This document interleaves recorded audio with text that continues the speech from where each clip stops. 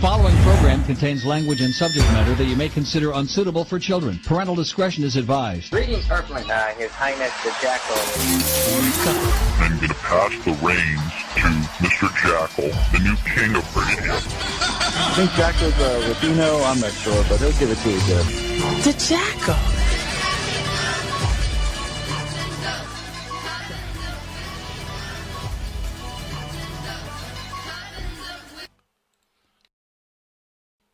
Welcome one, welcome all, welcome friends, welcome foes to another exciting episode right here inside the Jackal's head. That's right, I am live on psn-radio.com, SoFlo Radio, YouTube, Twitch, DLive, and Facebook.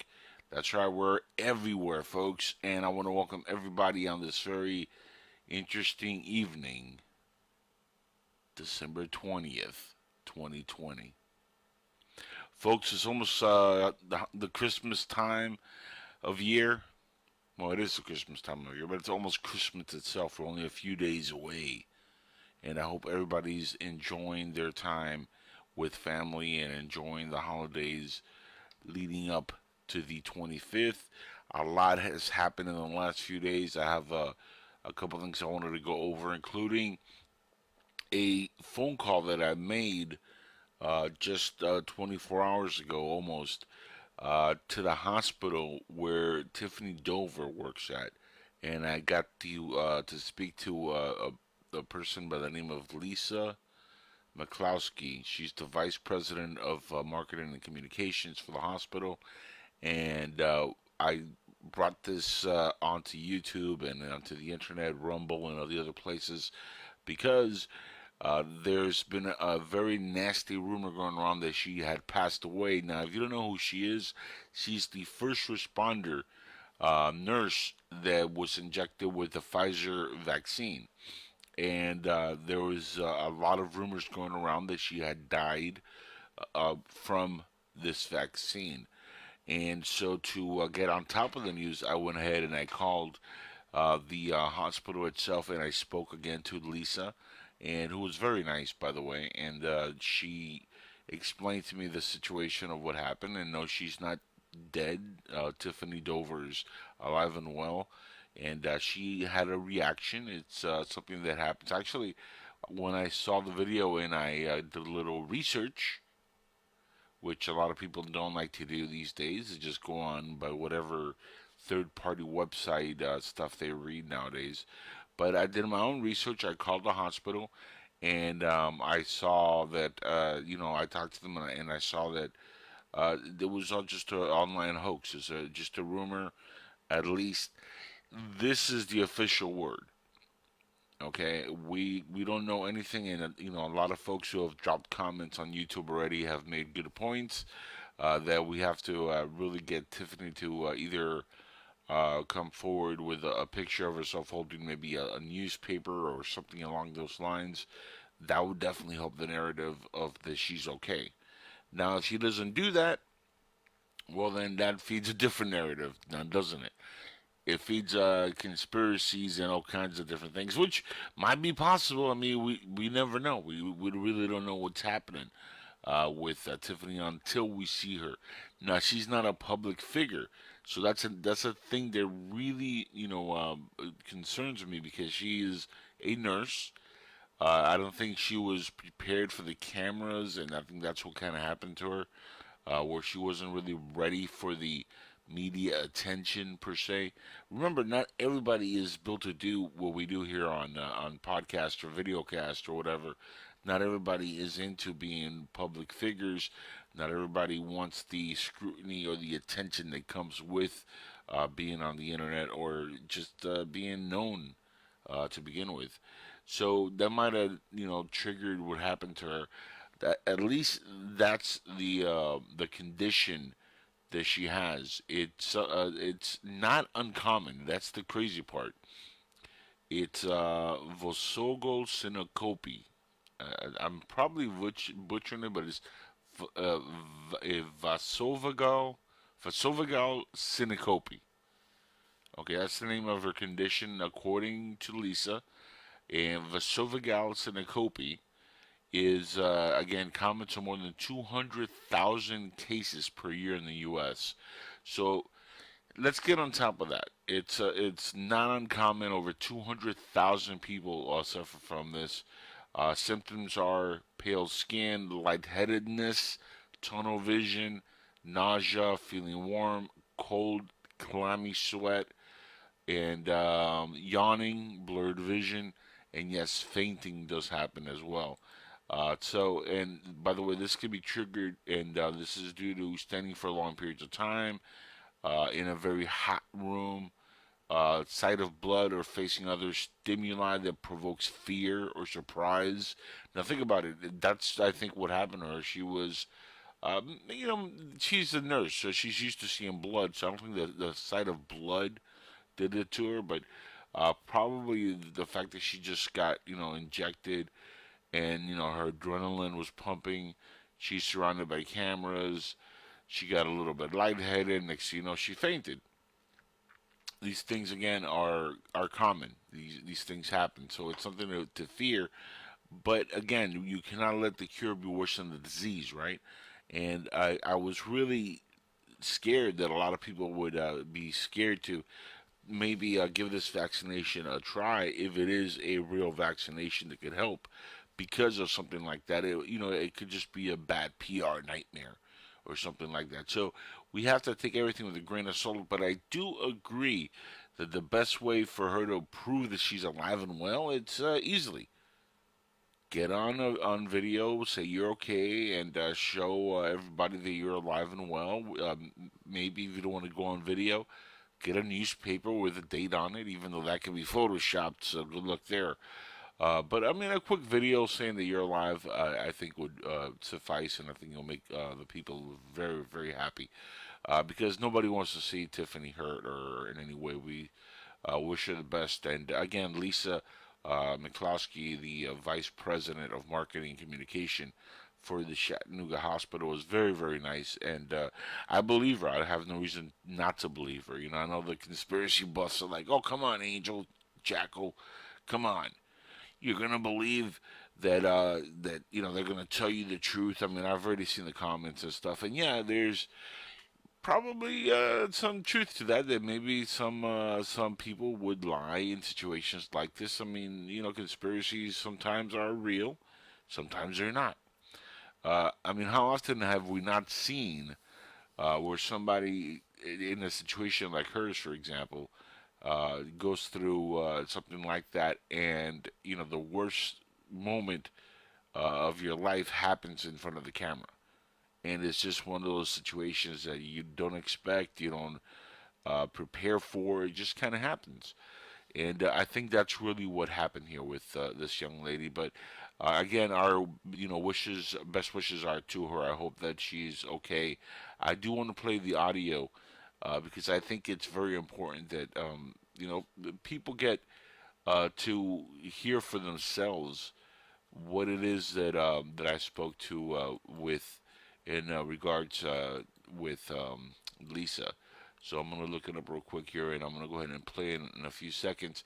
But I also have a clip which I'm going to get to as well in a little bit. That's a little bit longer of a clip, and that has to do with Ted Cruz, of all people. And I'm going to have Kate from Around the Campfire with Kate on the podcast here in a little bit to do a few minutes of a segment with me. And we're going to talk about the Ted Cruz clip because it's very important. He went nuclear on China. Folks, Ted Cruz unloaded in a most historical way, and I got to applaud him. I think I have an applause.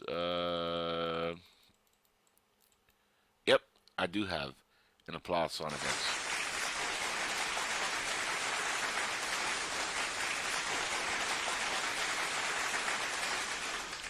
That's for you, Ted. Ted Cruz. He made it happen with a fine showing in Congress. And the video is epic. I mean, he really dissected the problem with China. And did it in an epic way. So I'm going to play that after I play the clip with Lisa McCloskey again.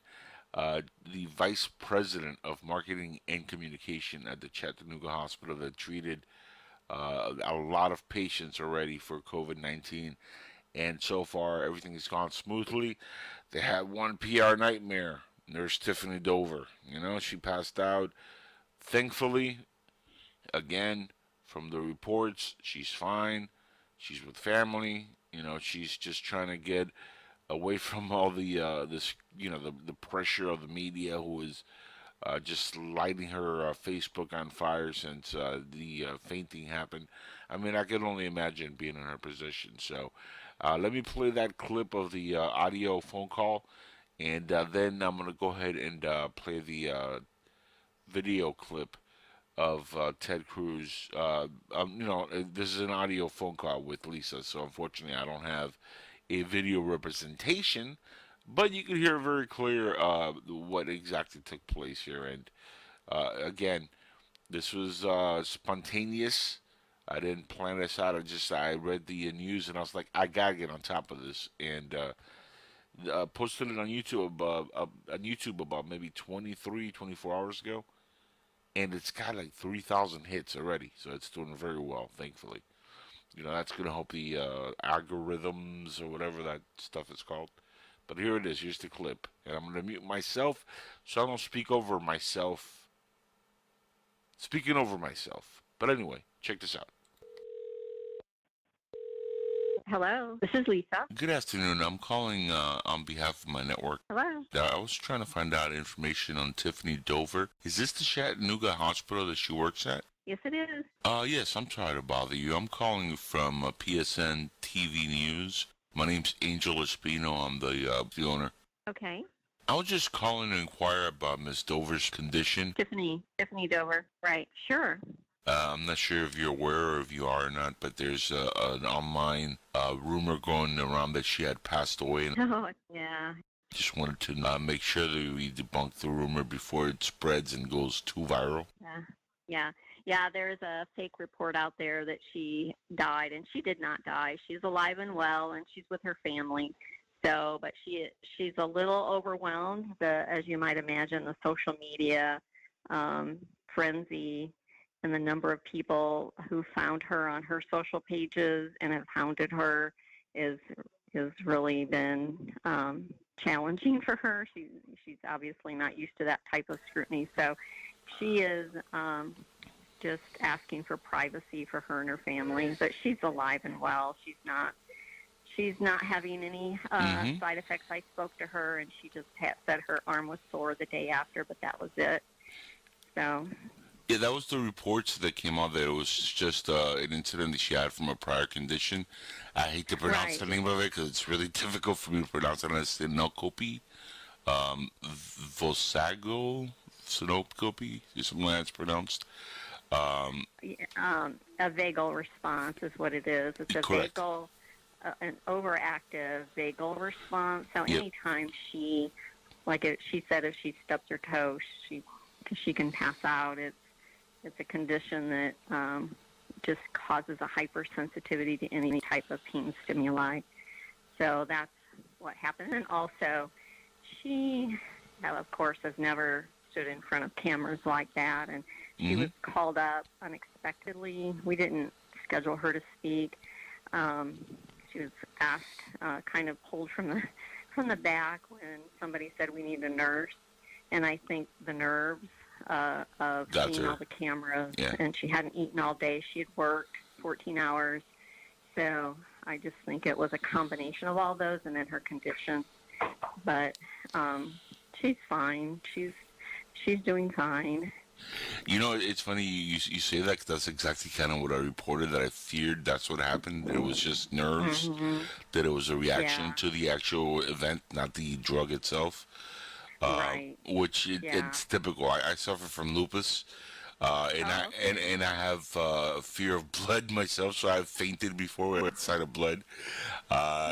So I understand because I've taken a lot of shots over the years in medicine and stuff, and I'm very squeamish for that kind of stuff. So I understand, in her condition. how that stuff could happen. I've seen Mhm. athletes who've had it happen before. So I was really trying to make sure that I debunked the whole death thing, because Yeah. I would hate people to be scared to get the vaccine because of a fake news Right. like that. You know, it's just not cool. Yeah. And we've been, Facebook has been helping us Hmm. take down every time somebody posts that supposed death certificate, they've been taking it down.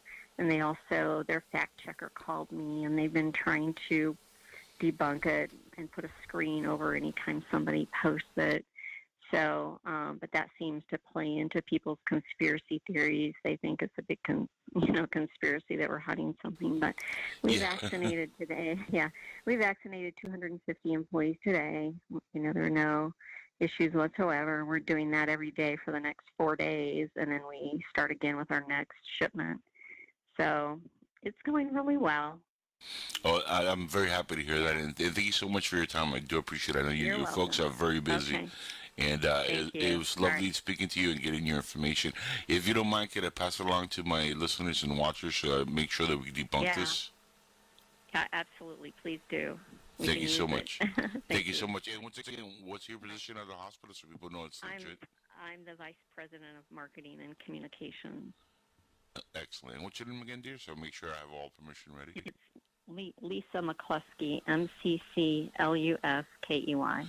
Lisa, my name's Angel Espino. This is 100% legit. I'm not lying to you in any way, shape, or form. This is just going to be for my... Well, there you go, folks. That's the phone call with Lisa McCluskey at the hospital. Again, do your own research. Don't take my word for it. I always say, it's something that we all have to take into our own consideration, into our own hands, and do the boots on the ground work, man. Call in, ask. It doesn't hurt to ask. The hospital if she's okay before you just run and go crazy with some kind of online rumor. I mean, the worst thing you want to do is get scared and not take a vaccination, which might be good. The reason I think the Pfizer vaccination might be a good one, and I had this discussion earlier with some people online, is because this is not the one that Bill Gates is really pushing hard. Bill Gates is pushing one by another company. I think they call it Novavax or something like that, Nova Vaccine or something, which has a global agenda, and then it's a mandated vaccine that he wants to push, and it's being done with the Indian market, India, with that market in particular in mind. And there's a lot of stuff behind that which seems very shady, and I just don't trust it. And Pfizer is something that Trump was, more, I think, on top of, because and look, it's the one that responded the quickest, right? I mean, Pfizer might be just what they're claiming on the right here. It might be a minor miracle, and if it is, it also, it really works in the favor of, look, if this virus is a real legit virus, and Trump, who promised that he was going to have a vaccine before the end of the year was over, manages to deliver, there is literally nothing the left could say about Trump after that alone. I mean, they could kiss my ass. Whatever, BS they want to say about the president, he has again shown that he is willing to put it on the line. The man got, COVID himself. He came out of the hospital within days, fired up. Unlike Sleepy Joe, who couldn't even get 10 people to show up to a sit down, Trump went out and started the rallies, as soon as he possibly could. Had thousands of people showing up at the airports. Peaceful protests, right? That's what they called them, peaceful assemblies, because you couldn't hold a rally technically.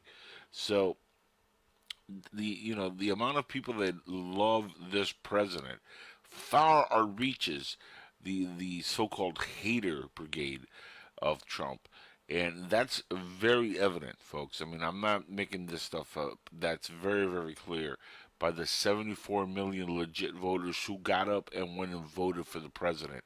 Now this BS mail-in ballot stuff. But with that said, he's put a lot behind the Pfizer vaccines, And I tend to right now think that he might be the only person in any position of power that I really would trust at this point, because I don't trust many in Congress. I trust very little. In the Senate, very few. There's a lot of standouts and people who have left the Senate who are awesome, like Jim Jordan. He's an awesome dude. But there's a few guys who have left Congress and the Senate who I like, and it's a shame they're no longer there. And some that are there that are very shady that I don't like Mitt Romney, for example, and John Kerry, for example, are still around. And I mean, those guys are a disgrace to the parties that they're in, and it's a shame that we have to deal with nincompoops that are completely sold out to China. And yes, folks, they're sold out to China. I mean, this much is clear. The bug came from China. There's a lot that's going to happen in the next few days. But again, I had, like I said, a piece of video that I did want to play from Ted Cruz. And why is this important? Well, the reason this is important is it's because Ted Cruz completely unloaded on China. Now I'm talking about this, folks, is epic. He went off on China on this video and audio, which for the listening audience on psn-radio.com and SoFlo Radio who are listening in, I'm going to play the audio so you guys can hear it, but I'm also going to play the video for everybody who's watching again on Twitch, DLive, Facebook, and YouTube. So you guys also could check out what I'm gonna put here. This is amazing. I mean, look.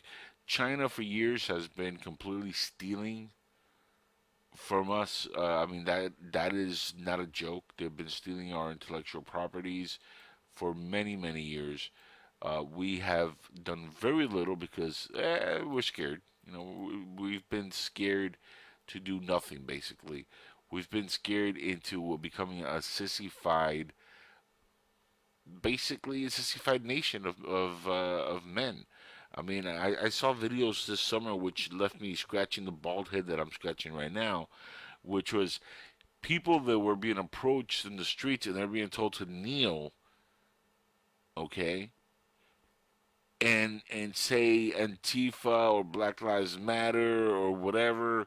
And claim that they're white privilege and they condemn the white privilege. I mean, folks, this is 2020. Can we give the rhetoric up, please? I mean, can we stop with the BS and the nonsense? This is complete, hypocrisy by people who claim that they want to have a free and open society, right? Oh yeah, let's have a free and open society, but let's exclude half of the population, and let's destroy and seek them out and make them pay like Cynthia Johnson wants to do. That's not how this works, folks. You either are part of the collective or you're not. And right now we're facing a threat from China, and I applaud. Yes, I applaud.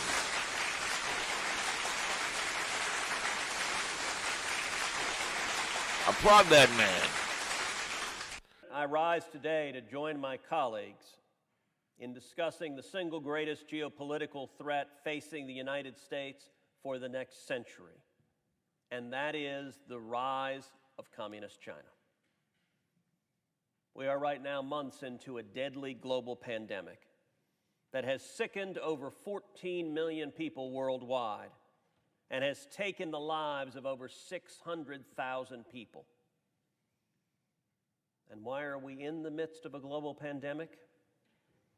Because the Chinese Communist Party deliberately lied to the world, covered up the outbreak, and allowed it to spread. The coronavirus pandemic has thrown into high relief the fact that China is our most dangerous threat. For 8 years in the U.S. Senate, I have worked hard to lead the fight to address the threat of Chinese communist power and aggression and hostility head on. To make the United States economy as free and independent from China as possible and to thwart the never-ending propaganda and censorship campaign from the Chinese communists. Last week, the Chinese Communist government made the decision to sanction me personally. So I am now, I awoke to discover, prohibited from traveling to Communist China. Somehow I think I will overcome that great burden. And I will tell you, I wear China's sanction as a badge of honor. There's a reason they're lashing out. There's a reason they have decided to direct personal sanctions on me, because they are scared, they are terrified. The Chinese communists are murdering, lying, torturing tyrants. For a long time in Washington, there were politicians in both parties, Democrats and Republicans, who were apologists for China, who denied the threat was there, who insisted that the path forward was getting more and more and more in bed with the Chinese communists. Well, the most significant long-term foreign policy consequence of this global pandemic is people's eyes are opening up on both sides of the aisle here in Washington and across the world. One need look no further than the United Kingdom reversing its decision to allow Huawei to build their telecom infrastructure to understand how China's mendacity has been revealed to the world. So how do we hold China accountable? How do we deal with the Chinese Communist Party?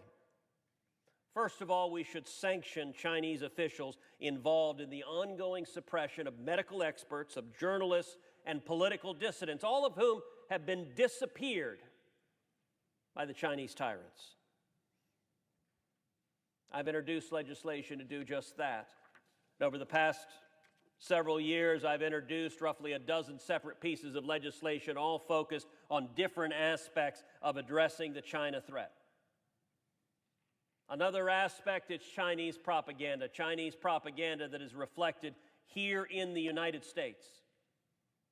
Big business, giant corporations, the media, Hollywood, all are terrified to take on communist China. All see the billions they can earn from access to the Chinese markets as more important than free speech.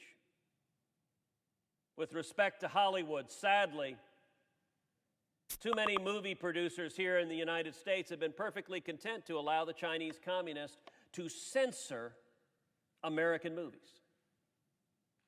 So, for example, later this year, the sequel to Top Gun is scheduled to come out. Top Gun, one of the greatest military recruiting films ever made. Well, the sequel now, on Maverick's bomber jacket on the back, the flag of Taiwan has been removed. And the flag of Japan, both the Chinese overlords deemed offensive. And our heroic First Amendment champions in Hollywood dutifully complied with censorship. By the way, it needn't just concern geopolitical affairs in Asia. Another Hollywood movie, Bohemian Rhapsody, a fabulous biopic of Freddie Mercury, the lead singer for Queen. The Chinese censors decided it offended their sensibilities to have scenes in the movie that revealed that Freddie Mercury was homosexual. Now, I ask you to pause for a second and ask, how on earth do you tell Freddie Mercury's life story without including the fact that he was gay? It was integral to who he was. And yet Hollywood, who on so many other issues are glad to be woke social justice warriors, dutifully complied when the Chinese censors said, take it out, and they deleted the scenes from Bohemian Rhapsody. Well, I've introduced legislation in this body called the Script Act that will impose consequences when American companies allow the Chinese government to censor our films. The consequences are simple. We don't have the power as the government to impose direct negative consequences. But what we do have the power to do is use the incentives we have, namely lots of movies borrow federal assets.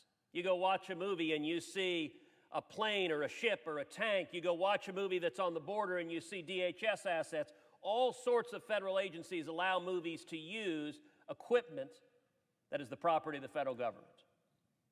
The Script Act is very simple. It says if you're going to allow the Chinese communists to censor your movie, the federal government is not going to loan you our equipment and materiel. We're not going to facilitate making a movie if you're going to give the Chinese communists the editing and censoring pen. Not only do the Chinese communists engage in propaganda in Hollywood, they also engage in espionage and propaganda on our university campuses, a very deliberate, systematic effort to steal and deceive. In the National Defense Authorization Act for fiscal year 2019, I was proud to secure a funding prohibition for the Department of Defense from funding universities where the money could go to a Confucius Institute. As a result of that bipartisan legislation that earned support from Republicans and Democrats, 17 Confucius Institutes have been shut down.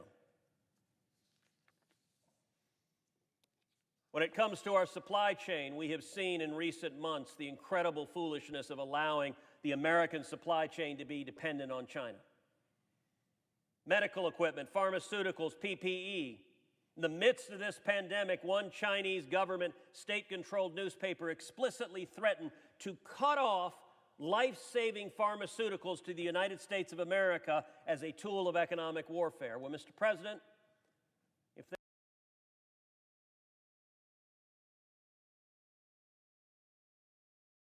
to do that, that wouldn't just be economic warfare, that would be actual warfare. That is literally threatening the lives of millions of Americans. We need to break our supply chain dependence on China, especially concerning critical infrastructure, and I've introduced a host of legislation designed to do so with respect to pharmaceuticals, with respect to critical minerals. We have to keep the American people's lives and safety not dependent upon the whims of communist China. And a final point right now. In China today, there are roughly 1 million Uyghurs in concentration camps. An Orwellian-style dystopian government where the government has all power to monitor what you say, to monitor who you talk to monitor your beliefs. And I introduced legislation to impose sanctions on any American technology companies that facilitate the monitoring and oppression of the Chinese people. And I'm proud to say the Trump administration took major portions of that legislation I introduced and implemented it to increase the pressure to stop facilitating Chinese torture and oppression. The overwhelming challenge for this body and for this country for the next century going forward is how we stand up to the threat of China. China is waging a 1,000-year war. And for the sake, not only of Americans, but for the sake of the free world, America needs to win this contest. I yield the floor. Kate, how are you doing tonight? I'm doing great. And I want to welcome you inside the Jackal's head. I know this it's a little strange because we just spoke a couple hours ago on your own show around the Campfire with Kate. So it might be a little weird, but I wanted to welcome you for a few minutes to talk about this clip that I just played with Theodore Cruz, as I'm going to start calling him, because he just earned another notch on the belt of total badass. What do you think? High respect for that man. He has not stopped fighting for the American people, and he has not stopped fighting for the Constitution. That man definitely has my respect. He's come a long way since 2016, huh? What do you think? I think it's the beard. You noticed that, did you? Yeah. He also put on a few pounds. He has, but he looks a little bit more presidential. I hate to say it because I want to vote for Trump if he runs in 2024. If God forbid, we have 4 years of lunacy with Biden. But maybe after 2024, the next one after that, if he runs, Mr. Cruz might have my vote. What do you think? He would definitely have my vote. It's interesting the stuff that he talked about there because he opened up a good conversation, which I think we've all needed to have for a long time. And I've had this conversation in private with friends, families, and about the intellectual properties that China has been stealing from this country, and how that is just a piece of the puzzle of what they've been taking from us for many, many years. And Trump has spoken about it. And I think now the rest of the world is starting to see just how troubling this is. What do you think, Kate? Give us your 2 cents on what he talked about, and what do you think? My 2 cents. Alrighty. I think China owns just a little bit more than they should Oh of yeah. this country. Hmm. I think that politically, with Trump in office, China has no recourse on this soil. I think with Biden in office, he will give China as much leeway as they want, because he did say that he would prostitute himself to the highest bidder, and they seem to be paying him rather well. Yeah, Biden does kind of look like a prostitute. What do you think? Huh? No. Yeah. Well, he does have the name Beijing Biden, Beijing Biden, Joe China. Beijing, Yeah. Biden, cha-ching. Yep. The whole Hunter Biden thing, it couldn't come at a better time, right? You know, if people would just open their eyes and see what the Biden crime family is all about, it does not take much research to see that Joe Biden, his son, his brother, anybody else in the Biden family, it does not take much research to see what they're about and what they're going to put this country through if he is sworn in as president and he takes over the White House. China will take over our country, not Biden. Well, China, like I said, when I've had this discussion for years, they've been planning this. So people are acting surprised, like, no, this is just conspiracy. They've been planning this for a long time. Why else do you think they've been buying our debt for decades? You don't take over Rome by going in and stomping on the front gates and just pushing your way in. The way they did it was what, through a Trojan horse, right? China is the Trojan horse, Right. and they came in through the back door by buying our debt, buying our athletes, buying our schools, buying education, putting people in play, as we saw with Eric Swallows very well. They also buy our politicians, and they put spies in there, and that's how you infiltrate a country from within, and you take over from within. And they've been doing that for a long time here. They seem to be doing a very good job with it. Yeah, yeah, yeah. So what are we doing? Are we just sitting back and watching them do it, or are we infiltrating their country? No, it looks like we're sitting back and just we've been and we've been taking that blue pill for years, Kate. Where I don't know if you're familiar with the Matrix. I know you don't watch a lot of movies, but the red and blue pill, I'm sure you're familiar with the concept.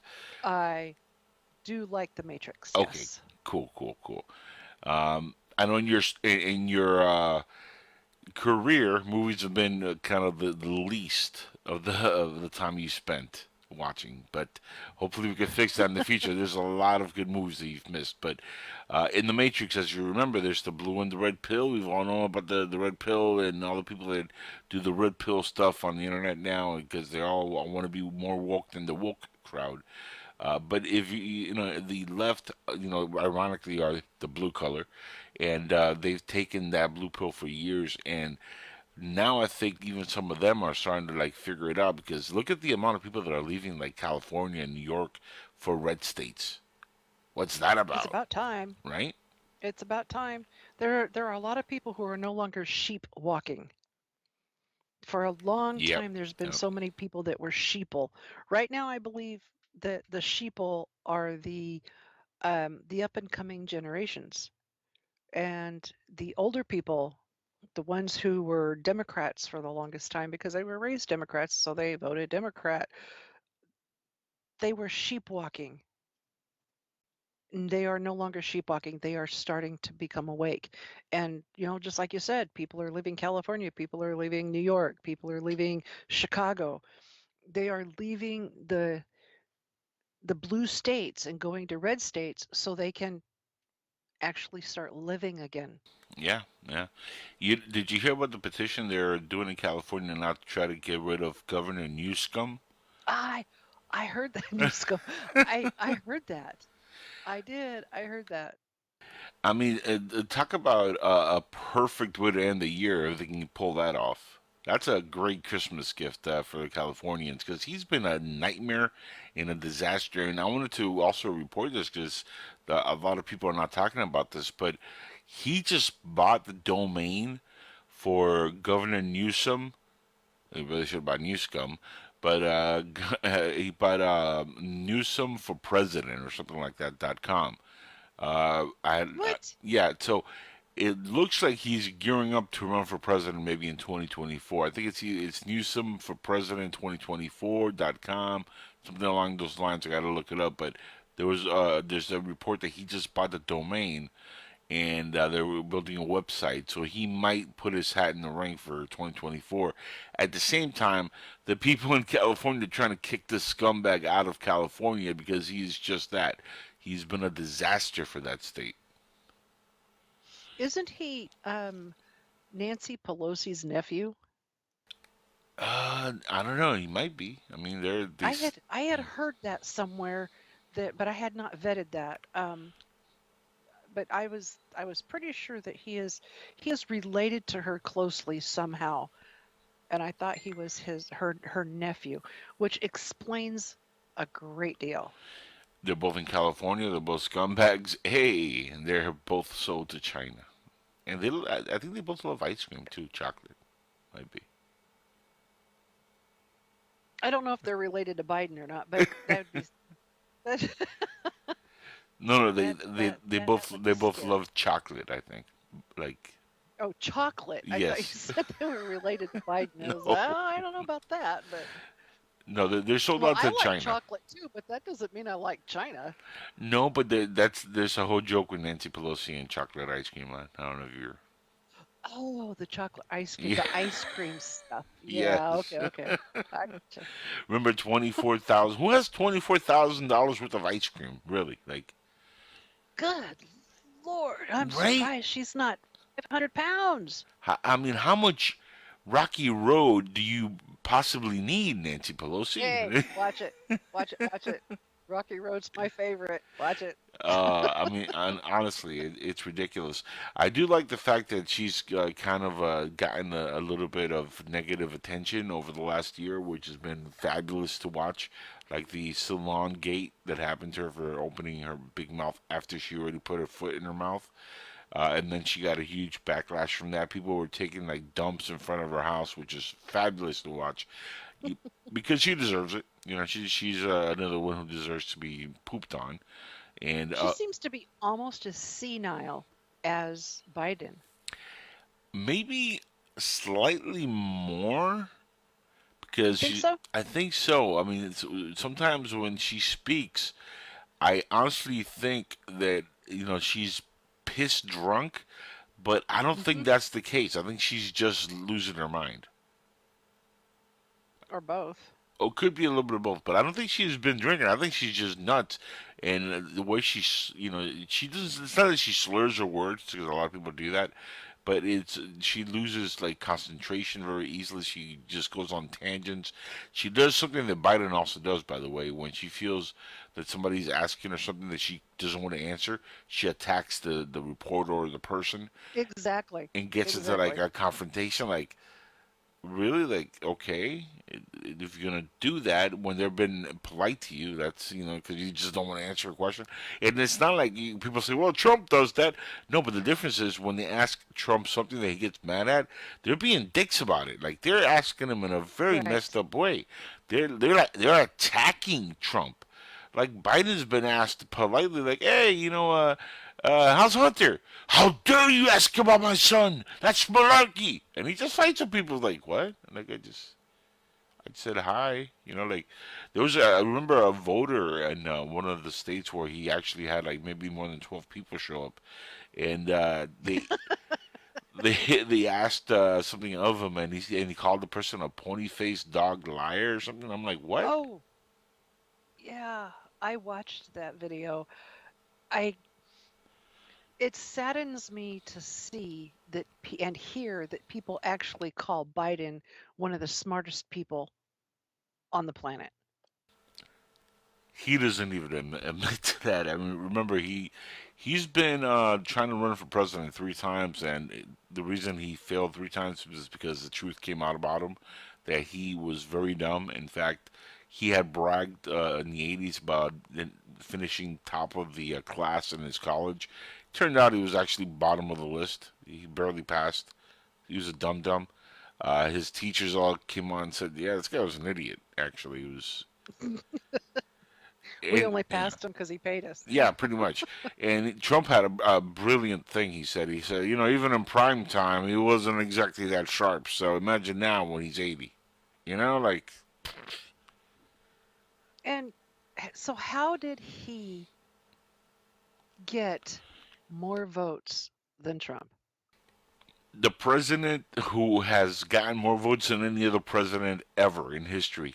And somehow this guy who couldn't get more than 12 people to show up at a sitting, not even a rally, but at a sit out at a yard somewhere, he got more votes. I don't know. I'm at a loss for words, Kate. I have no idea how that works. Yeah. You're never at a loss for words. What's up with that? Yeah, that's the first for me too. I don't know. I don't know how to like address that. I mean, how does that happen? I mean, and for a guy who you know it's all legitimate. Yeah, of course. Never cheat. No, I mean, of course not. Oh my gosh. The left cheating? Are you kidding me? Come on, seriously. Like, what? Never. No. Never.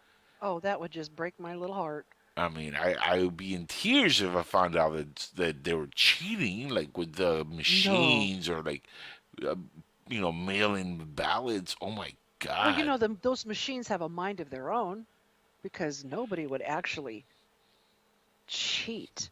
So those machines have to do it all by their little selves. Yes, and some of them are Chinese minds of their own, and some of them are German minds of their own. Go figure. Yeah. No. I don't understand how that works. Kate, please tell the audience what time your show is on PSN Radio so everybody can tune in, because you now are doing 2 nights, and I wanted to promote it here on my show, Inside JACKALS, so my audience can tune in earlier and check out your show. Tell everybody when you're on. I am Primetime Live, Thursdays and Sundays, 8 p.m. Eastern Standard Time. Around the Campfire with Kate. There you go. And it was a fun episode tonight. Survival of the fittest, folks. And it's almost the end of the year. It's almost that time for holidays. And maybe we'll have a nice surprise for the holidays. And maybe there will be a certain family known as the Bidens going bye-bye to prison and not to the White House next year, because that would be a nice Christmas present. That would be excellent. Let's start with Hunter and then work our way up to the big guy. What do you think? Let's start with the big guy and work our way down to Hunter. Either one works for me, as long as they all end up, behind bars where they belong, and we have exactly. They can be cellmates. Our country together. Hey, there you go. They won't be able to suicide each other like Jeffrey Epstein. What's his Alec Baldwin's best friend? Jeffrey Epstein. Was he really? Oh, yeah. You haven't seen the roast of Alec Baldwin?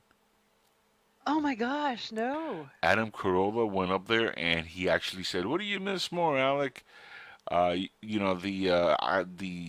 jet or your friend Jeffrey Epstein, who got suicided, or something along those lines?" Because he was really close friends with Jeffrey Epstein, and ironically enough, that part of the roast, they kind of clipped it out when they reran the roast of Alec Baldwin, because they were like, "Oh, what? That got through?" So they quickly exited out the clip of Adam Carolla, but it's on the internet. You know, the internet doesn't forgive or forget, so it's out there. And Yeah, that's true. yeah, That's true. and that's another reason why maybe Alec Baldwin hates Trump so much, right? Trump had something to do with Jeffrey Epstein going to the pokey. We know that. Oh, darn. Indeed. Hate it when that happens. Yeah, no kidding. Kate, I got to go on break here in a couple of minutes. Thank you so much for being back here for this segment, and Thank you for having me. having your 2 cents be told on the air. And again, the show is on Thursdays and Sundays, just like my show, but it starts at 8 p.m. Eastern, goes for a full hour, and it's all about survival of the fittest, baby. That's right. Got to stay on top of your game and survive at the end of times. Ain't that right, Kate? That's right. Survive, thrive, and stay alive. Train hard and train smart. There you go. Talk soon. All right. Bye. Take care. And that right there is a nice cold one being opened by the one and only Mike Rogers. What's up, my friend? How you doing tonight?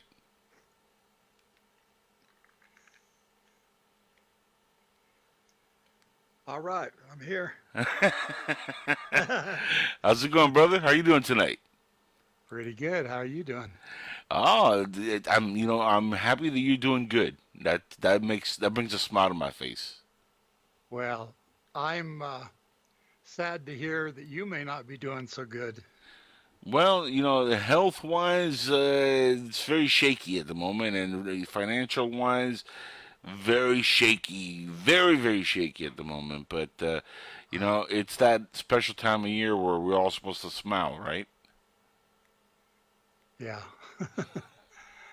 Well, I'm smiling, but not about your condition.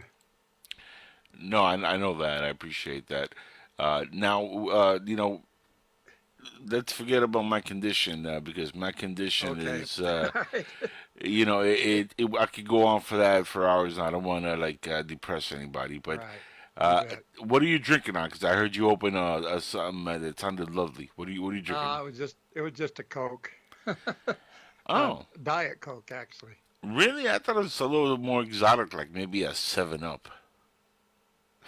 No, I don't like 7 Like the Diet. They have Diet 7-Up, but it's not too good taste-wise. like the cherry diet 7-Up. Huh? What do you think? Actually, Exotic. I don't even like Diet Coke, but I gotta drink something. I don't have any beer. I ran out of Corona. Well, no, we're talking about Corona beer. Right. Okay, you got to be careful now. You got to be careful. When the whole COVID-19 thing started, Mike, the funniest thing, I would go to the grocery store and shop. I didn't go crazy like some people, and I started just normally I would go shop like I regularly do, and I noticed one thing which I found hysterical. This is gonna trip you out. The two main items that were sold out in every place I went to were, guess what? Corona beer. That's one. What's the other? Toilet paper. Yes, sir. Exactly. Corona beer and toilet paper. So that tells you what America's thinking about. Gotta get drunk and then I'm gonna get the runs. Yeah, well, it let us know that toilet paper is much more important in our lives than we thought before. Because the first thing people headed for, Right? they thought, the stores are running out of stuff. Oh God, we got to get toilet paper. Gotta take care of the sphincter. Yeah, and of course I wasn't thinking too far ahead. I go to the store and there's nothing left. I mean, man. It happened to me too. Like I couldn't find TP anywhere, and then I went to do laundry one day, and I was like, man, I'm all out of toilet paper. What am I gonna do? And I looked at my right hand, and I was like, I really don't want to do that, but I really gotta go poop later, And And so, Mike, I was at a crossroads, man. I was like, this is a conundrum, right? Like, I didn't know what to do. It was like a puzzle within a puzzle. So I was like, what is a man Yeah. to do? Should I just jump in the shower after I poop? But that's going to be disgusting for the shower, for the floor. So I went to buy a soda because I was still doing my laundry and I had like 20 minutes left. And I was like, yeah, let me buy a soda at the little, bodega next door. A little spot ran by real nice Indian folks. And when you walk in, you hear ting-a-ling-a-ling, Uh-huh. Hispanic. You hear that jingle, ting-a-ling-a-ling, Hispanic. If it's a brother, you hear On it. ting-a-ling-a-ling, black guy. Or other offensive words. But I walked in, very nice people. I'm just joking, guys. And I got my soda, and then out of the corner of my eye, it was like a mirage in the desert, Mike. I looked over and I see a wall full of toilet paper, and I'm like, how the hell did these people do it? They were the only place in Yeah, how did they do it? the entire city of Homestead, okay, where I'm staying now. I just dropped my own docs for anybody who wants to kill me from the left, by the way. Don't do it. But anyway, Yeah. the only place in my entire city, Mike, and I'm not kidding, that had toilet paper were these folks and a wall full. And they were cheap. It was like 4 rolls for like $1.99, and it was 2-ply. Good to roll with, good to like, Really? hang. Yeah, good stuff. That's Angel Soft for unusual. like Very $3. unusual. Like good, not even like the cheap 1-ply, like, that you ply once and next thing you know you're having a bleeder and it looks like you just had an abortion. Not that kind. Have I shared too much? We're really getting into toilet paper here, aren't we? A bleeder. Oh boy. Shoot. Did I share too much? Huh? Yeah. Oh, man. So what have you been All up right. to? Well, what do we have here? An hour? Yeah, we have a full hour. So we just started off. What have you been up to since last we spoke on the show here, which is not long Oh, ago, I'm trying to get my book polished off. right? It's called Natural Illusions. I've got a couple of publishers pretty interested in it right now, but I'm not biting that because I know they're gonna jump ahead of the game just for that purpose to get it cheaper, right? Yeah, that's what they do. Uh, yeah. Anyway, yeah, I've had a lot to do with publishers, and so I'm familiar with all that. So I'm not going to turn loose of it until I'm finished. For one thing, they probably want to edit it, but and that's fine. But I got to make certain that I've got it just how I want it first. Uh, and it's full of illustrations. As of right now, I've got at least 3 dozen, not more. And it's basically uh, something that people don't even really think about much. Uh, but what it is it's a whole compilation of natural illusions and a few mental illusions and man-made illusions thrown in there, but mostly natural illusions, which is a term that I made up, basically. I mean, I didn't make the words, but I put those two terms together because usually in the dictionary you have optical illusion and other such things, but natural illusion is kind of a new concept, but basically what it means is something in nature that is going to happen to you, whether you like it or not, and there's nothing you can do about it. For instance, looking at the stars, that's kind of one of the big ones.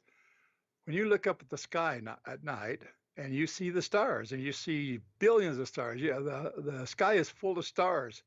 The truth is, if it wasn't for the fact that we have a natural illusion going on there, you got to call it a natural illusion because it's light flare.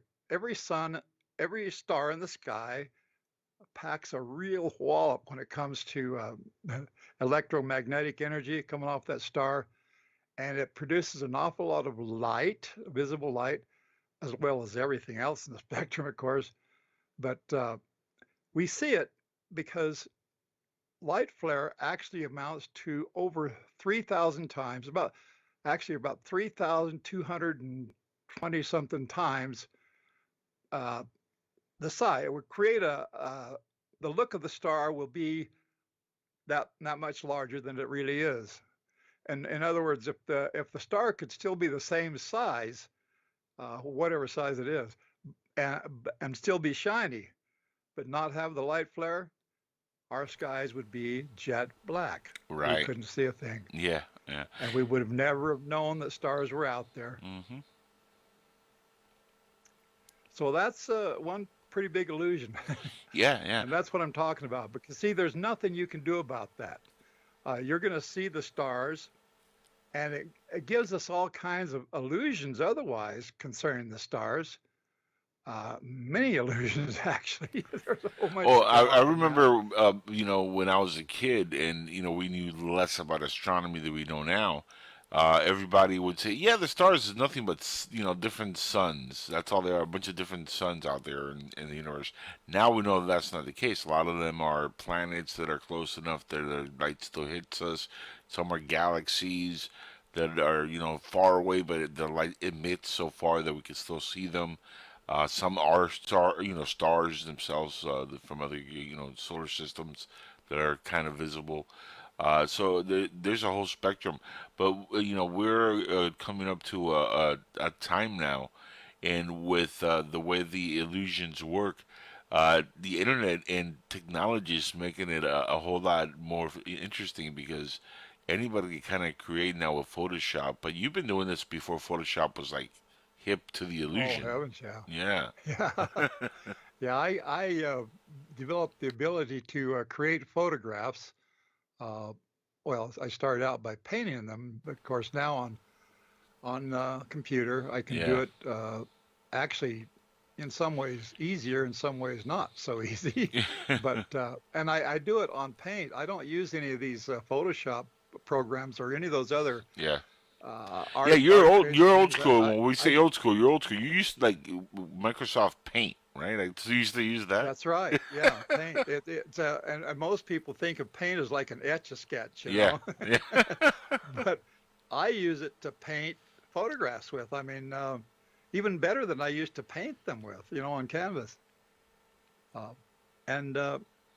Yeah. Besides that, I can animate. As far as computerized technology is concerned, I can animate and create things through the ability to create things that look totally real and then animate them. I can create just about anything.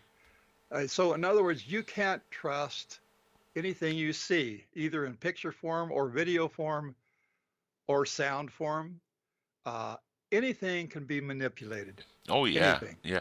Speaking of which, movies are doing it now in an amazing way. We just saw the finale of The Mandalorian, which I'm not sure you're 100% familiar with. The season 2 finale, which is a Star Wars series, and they had. I'm not going to spoil it for those who haven't seen it because it just happened a couple days ago. But there is a reveal of a character from the original Star Wars trilogy, and the way they brought that character back was through the technology of Photoshop, and the way they did it was simply incredible. I mean, it brought grown men to tears.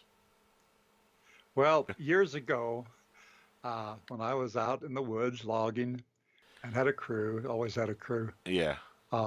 But I mean, after 1975, I'm talking about. Yeah. A little more recent. Well, yeah, 1980. you did logging for how many years were you in the business?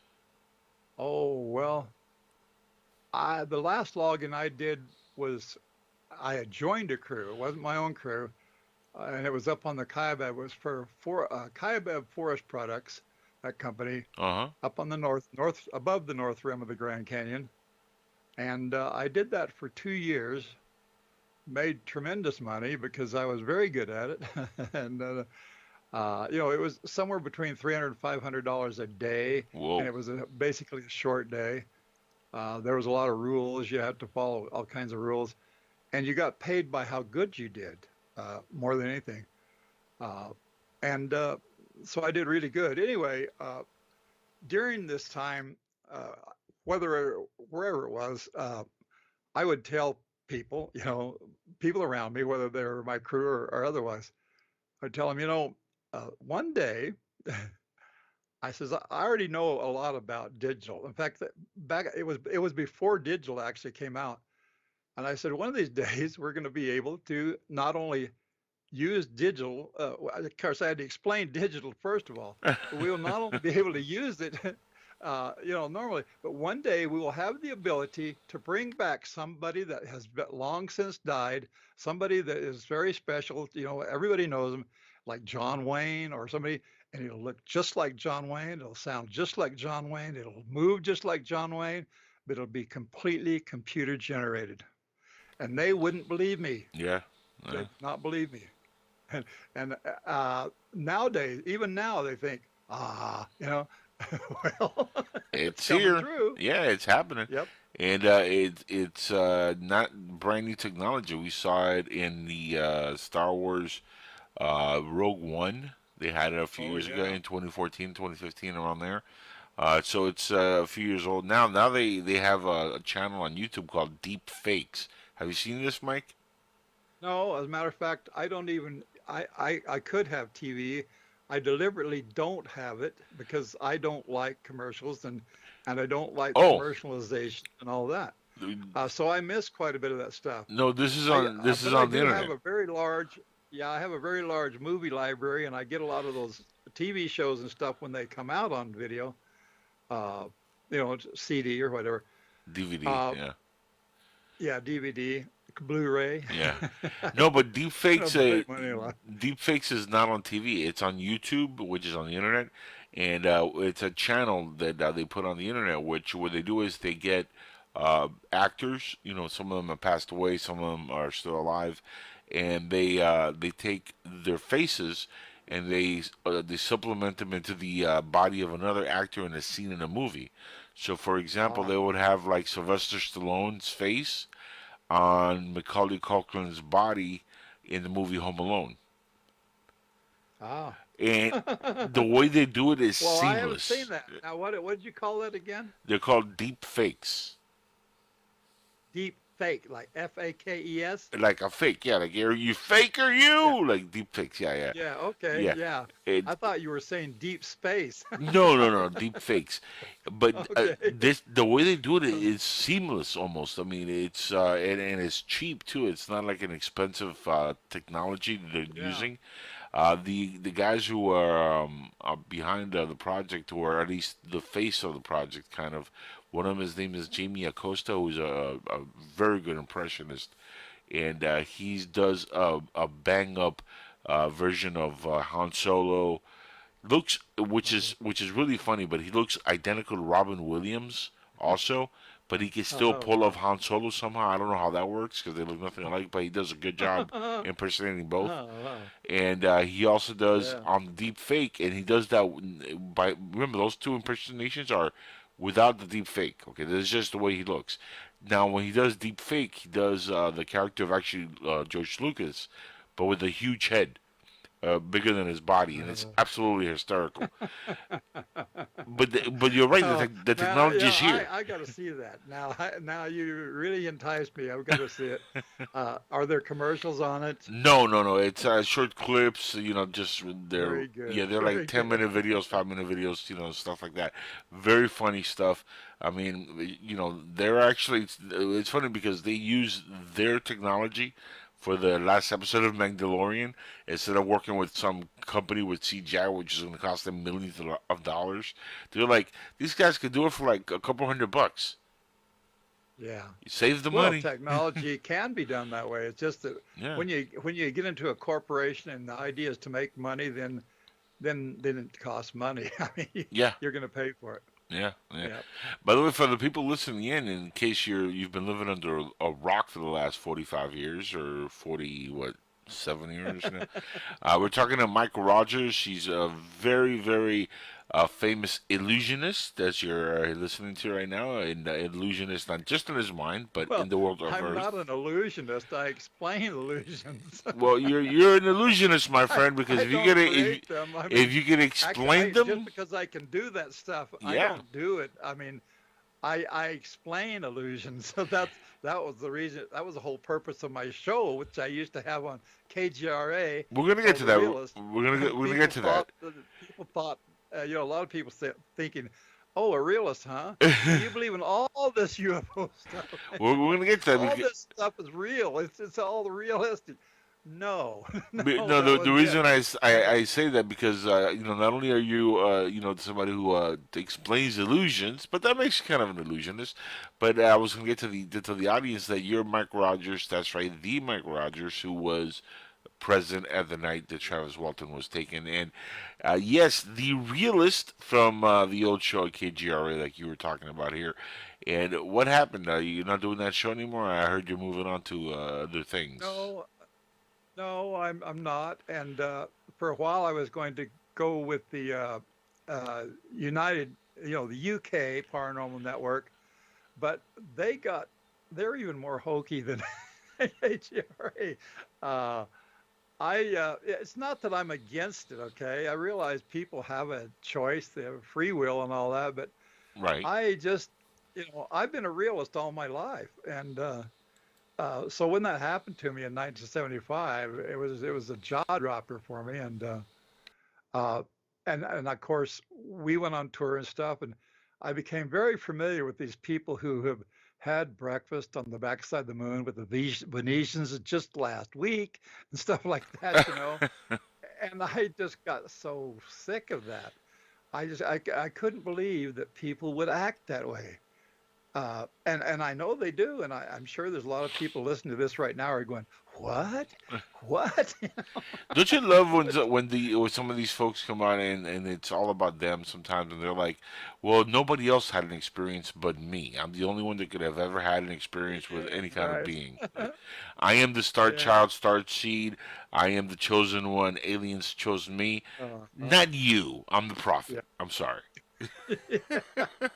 Yeah, I've actually gone to conventions, where most everybody knew me. Once in a while, I'd run into somebody that he didn't know me at all, but he wanted to convince me that he was an experiencer. And he had breakfast. He does it all the time. It gets abducted like every time. Sometimes he's gone for 2 weeks and stuff like that. And oh boy, Yeah, I just they went away I for a don't know rendezvous for myself 2 weeks. That's how that works. Yeah. Yeah. He went to Cincinnati for a Yeah, week. that's He what comes back that's and what I says, told the wife. I It's like I was taken by aliens, honey. That's really what it was. yeah. I don't mean to heckle these people. Well, yes, I actually do. I'm sorry. But, hokey is hokey, my gosh. And I'm a realist. I really am. And if somebody, a lot of times I have told people, come on, get real, because reality is all that exists. That's all that exists. And if you don't get with the program, you're going to die easily. Yeah, It yeah, happens all too easy. It happens to people all the time. yeah, They just lose track of reality, and it kills them. yeah. And it does it a lot of different ways. Oh, we're facing that now. If we don't start getting into gear here in this country, we're going to face a very scary 2021 Oh, and beyond. Are you yeah. ready? Now, you just about ruined my day right there, Angel. If I wasn't such a happy guy, that would get me down. It really would. I'm just hoping it doesn't happen, or at least it happens very slowly. And I think that's the way it's going to be. It's not going to be like overnight. Um, I don't know, man. They've been planning on this for a long time. Did you see the video of Ted Cruz? This man never ceases to amaze me anymore. But the video that came out just 24 hours ago, 48 hours ago, whatever it was, where he's in Congress and he went nuclear on China. I mean, just went bananas, exposing China for what they are. well, somebody needs to. Uh, I have a lot of friends on Facebook who are from China, Shanghai, and other major cities, uh, and they seem to be fine. I ask them about how's it doing in your country, which has got you're living under communism, right? Yes, but I don't want to talk about that. It's not that they don't want to, Mike. Cause they don't want to die. It's just that they can't. Right, yeah. You didn't want to say anything bad about it because, yeah, they'll be lined up on a wall like some of your people were down in Yeah, Cuba and yeah, shot. yeah. Legit. Look at the Yeah. Uyghur Muslims. Look at the Falun Gong, which, by the way, shout outs to Mitchell Nicholas Gerber, who's going to be on later on tonight with this show. And he's been on that train for 20 years talking about the Falun Gong. And that's a spiritual group. I mean, these guys are like as harmless as you can get. All they do is, they meditate and pray and practice like yoga and shit like that. And they've been using them for like organ harvesting. I mean, what kind of craziness is that? Yeah. That's bizarre, That is land. crazy. You know, That's nuts. I mean, there's Certainly nothing we want to have happen ourselves. no. Well, no. Here's the thing, Mike. They're snatching these people, right? Them, the Uyghur Muslims, they've been doing it for decades now, snatching them, killing them, taking the organs to sell it to America and to the West and to other rich billionaires around the world they need the organs. How do you think that what's his face, George Soros is still alive after all the transplants he's had, and everybody else who gets their organs really fast when they're rich and famous from some mysterious donor somewhere? Or, if you want to go down the rabbit hole about, the corpses of the people that they drain the adrenal gland and they use that for whatever nefarious purpose they get high off of. I mean, adrenochrome. Hunter S. Thompson Yeah. is not the only one that's spoken about that drug. And that comes from plants, humans, but the ones in humans are the most lethal and the most effective and most psychedelic. So imagine if they get that directly from the humans and from like little babies. Well, I think Planned Parenthood is such a big thing. Well, I'm just glad that I got all my organs from good genetics, Yeah, you my did. everlasting organs. I don't know how long they'll last. My grandfather, who killed himself by starvation deliberately because he was Ouch. religious and he wanted to go meet his maker. But otherwise, he was healthy as you wouldn't. I mean, I couldn't believe it. When he was 90 years old, he lived to be 98 before he starved himself to death. When he was 90 years old, he was digging a basement by hand with a pick and shovel and pumping it up out of this hole, which was by the time I was helping him, Wow. the hole was so deep. I mean, it was a full basement. So he was down about 10 feet down, and he had a big long plank there. It was about 20 feet long, so it was really steep. It was about a 45-degree angle, and he was pumped huffed that big old wheelbarrow up out of there full of dirt. One day I thought, oh, because I'm a strapping young man, right? I jumped down there and said, "Oh, Grandpa, let me take that for you. Let me take that for you." He says, "No, I don't think you better." I said, "Well, let me." I sort of like pushed him aside. I took the wheelbarrow and I went, "Oh," and I couldn't push it. And I could bench press 780 pounds with my legs at the time. And I couldn't move that wheelbarrow. I just sat there and got weak. And I was so embarrassed by it. I got weak and tired. And pretty soon I just dumped the whole thing over. And my grandpa just picked up the shovel, didn't say anything, and started loading the dirt back in the wheelbarrow. So I said, "Okay, Grandpa." I says, "You know what?" They don't make them like that anymore, Mike. They don't make them like that anymore. I That's says, I'm just glad I have your genes in my body because one day I'll probably be as strong as you.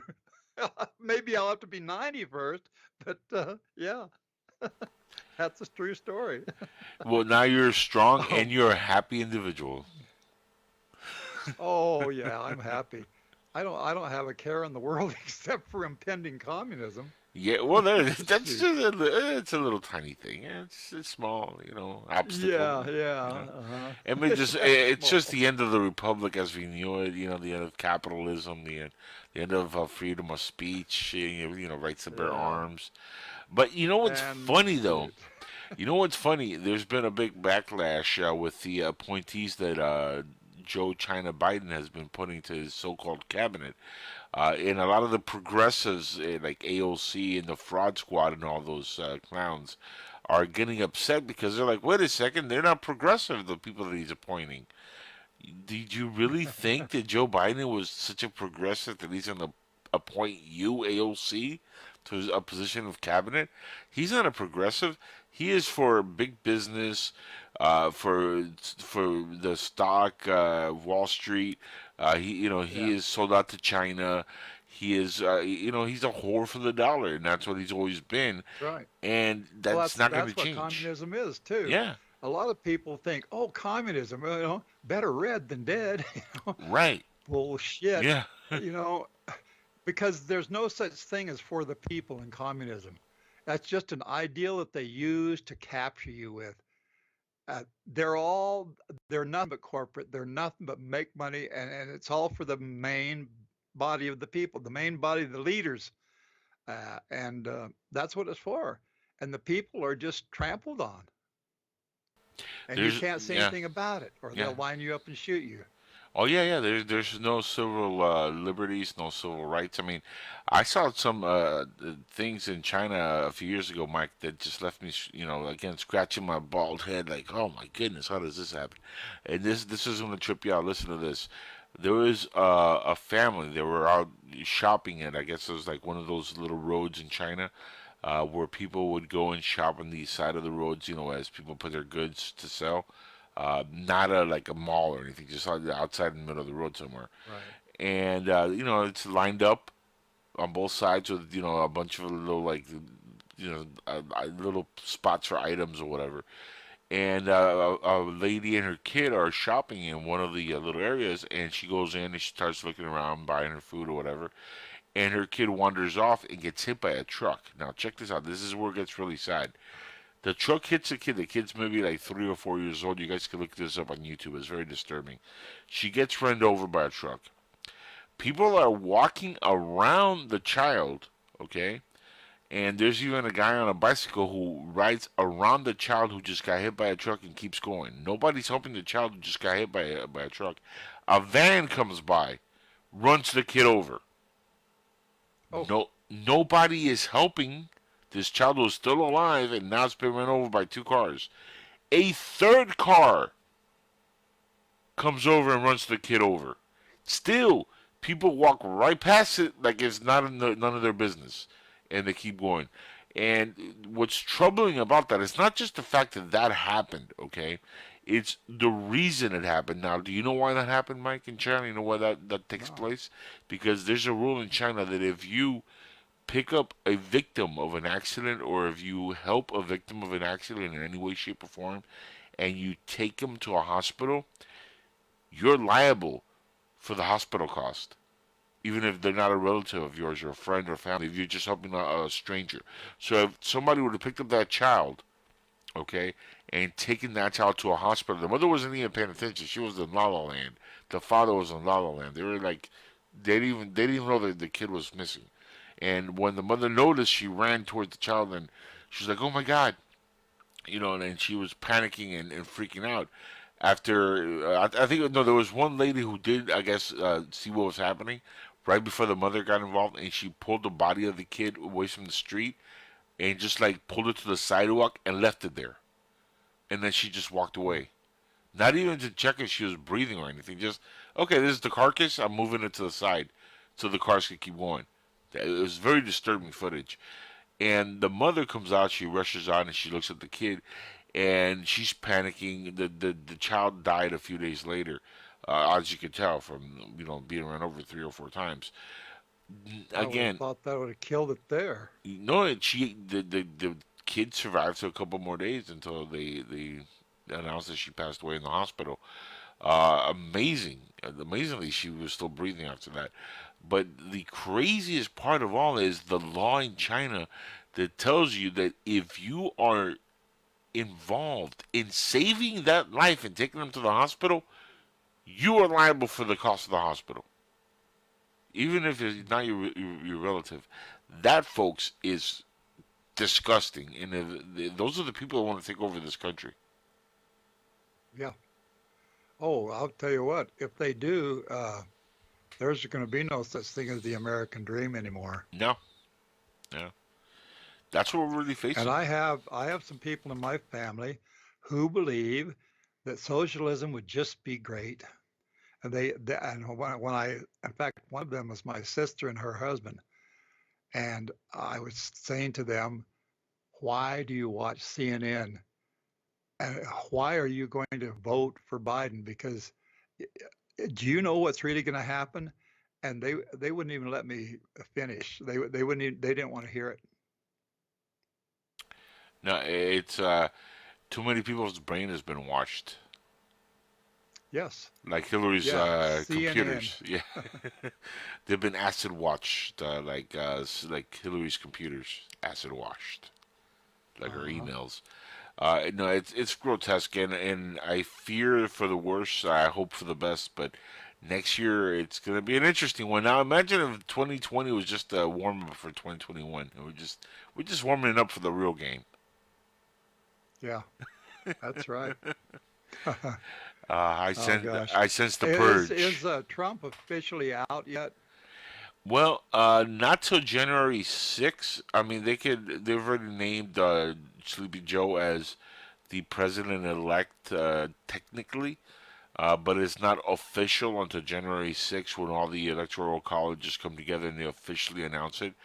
The kicker is, in the last few days, and I actually wanted to ask you what you thought about this. They recently, the Pentagon stopped the transition from Trump to Biden. And the reason they stopped doing that apparently is because something's about to happen with the whole Hunter Biden China connection. And there might be evidence that Joe Biden is also connected to China and that China was influencing the election. And there possibly tie-ins to China and the rigging of the election. That's the rumor. And that's possibly why they stopped the transition of power from Trump to Biden, which had begun already. And that says a lot because that's the Pentagon, that's the people that are in the Defense Department basically saying, "Hold on, Joe Biden, hold on, Joe, relax. We're not ready to give you the clearance yet." They've found an awful lot of fraud so far in a lot of ways. That much I do know, even though I don't watch TV. That's why I was asking you if Trump was officially out yet, because I don't know actually unless I ask somebody like you, and I really in certain ways I don't want to know. I voted for Trump. And a lot of my family did. In fact, most of my family, but it just doesn't seem to matter. As far as the vote's concerned, those votes just don't count. I mean, it's amazing, isn't it? The incredible part is again the most votes ever by a sitting president in the history of the United States was by Trump, and somehow a guy who couldn't get 12 people to a rally and who was in a basement for 6-8 months out of the year, beats him by 10 million votes. How does that happen? Right. Well, I don't think it did happen.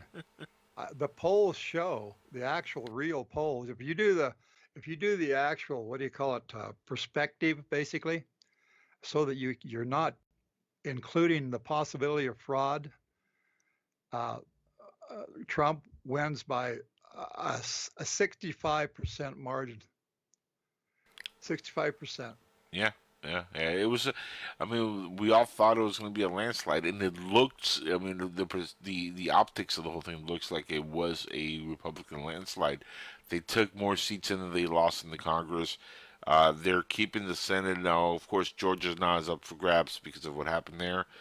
So they're having the runoff elections, but it looks like they're probably going to win Georgia if they don't cheat again. Right.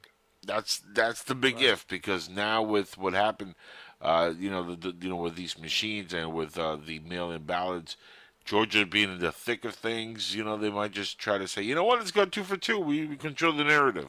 Nobody's going to question or check us, and that's scary because if that happens and we lose the Senate, Mike, we're in trouble because we'll never have a Republican president. We'll never have the democracy back in this country. They're going to pack the courts like they said they were going to do.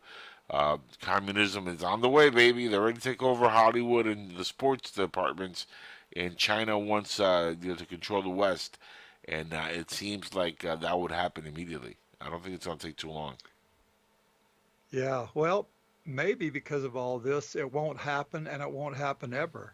Maybe democracy, our actual American, real democracy, not Democrats, democracy may just become stronger than ever before. Yeah, they're talking about a possible avenue that Trump could take would be insurrection, to call it for an insurrection act, which is by law something he can't do if there's sufficient evidence that the Bidens are sold out to China. So that looks like might be the play here. It might be why the Pentagon pulled back on the transition of power also.